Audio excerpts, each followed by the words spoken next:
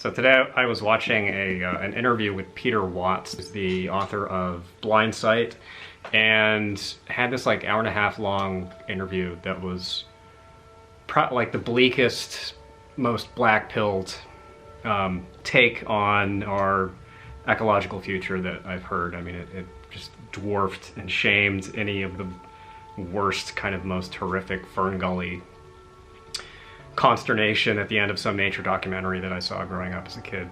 And in this interview, one of Watts's premises was that he's optimistic for the future of life on the planet, but he thinks that humanity is doomed. I'm talking about this in context of City by Clifford Simak because the point of this book is a point that Watts made in that interview, which is that intelligent life will continue, but it will be probably non-human intelligent life, that we were the first to arrive on the scene. We are the first iteration of high consciousness and the worst iteration, potentially, of high consciousness. And that at some point down the line, some other sapient species is going to pick up the mantle that we dropped. And it's a sad book. It's a melancholic book. It's a bittersweet book. It's a fix-up novel, meaning it was constructed of 8 and later 9 short stories that were published serially in the science fiction magazines, and there's some kind of interstitial narrative that got caked in when it became a novel. There was a 9th story published, I think 20 or 25 years after the final story in here was published, so I haven't read that one. This is obviously a vintage copy. But overall, it tells the story of first a near future, then an increasingly far distant future where humanity's role, again, has kind of receded and we've been replaced by sentient talking dogs and robot caretakers and assistants, caretakers of and assistants to the dogs.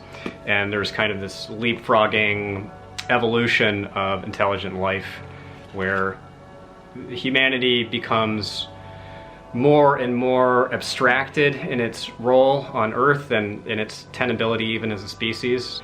And the dogs increase in intelligence and ability, and then they have a period of ascendancy. They have been uplifted and they are the primary species of concern on the planet, and they come to forget that man ever existed or that there was such a thing as man. And so these stories are presented as kind of an oral tradition.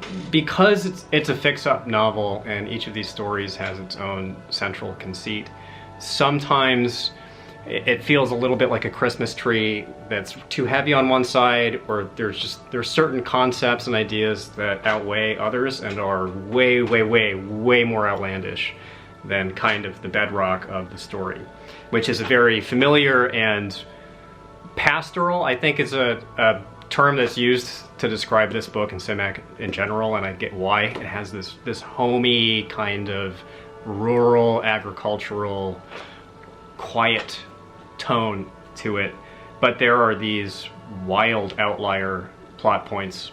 It kind of pulls apart under its own weight a little bit, and it can feel a little bit like too much of a mixed bag at times. It's not, it's like a bag of candy where all the flavors basically match, but there's a couple of weird licorice candies in there.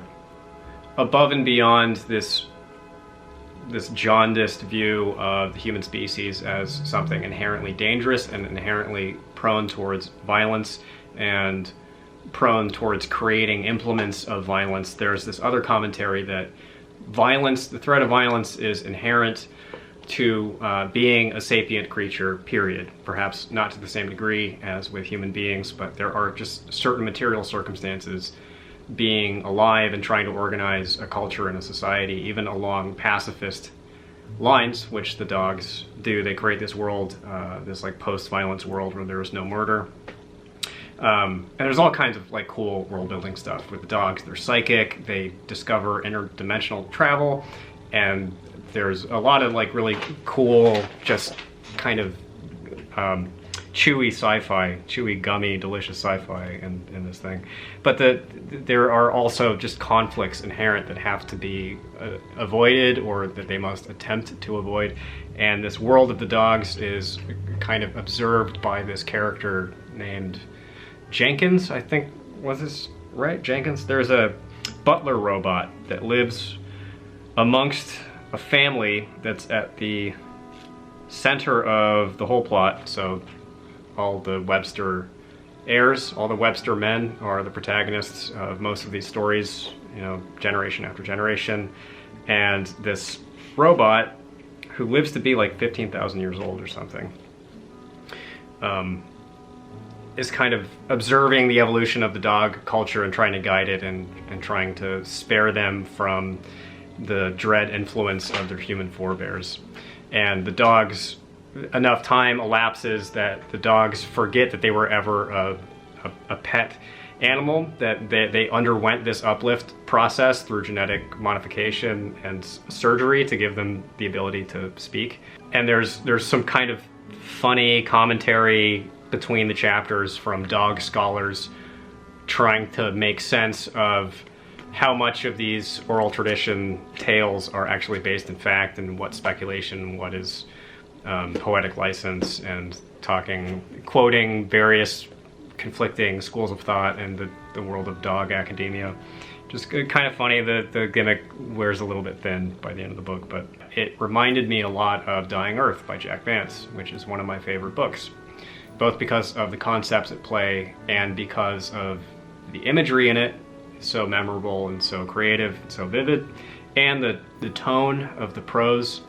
I use this phrase literary value in these videos a lot. What I mean by that is it leaves some kind of an emotional footprint that is above and beyond what you would get from reading some piece of throwaway, pandering genre trash. It's something that feels like a real book. And I know that it's taboo to carry over the stigma of genre literature and say that it's even possible to use science fiction as a pejorative phrase, but reality is a lot of sci-fi is shitty, and a lot of sci-fi suffers from its kind of tendency to play with these big ideas, or to overcolor the world that it creates. And that doesn't happen in this book, and it doesn't happen in the books that I really love. Definitely read it. It's not that long of a read. This one's 252 pages. If you can, I would probably look for the version with the 9th story, which I might try to seek out and read.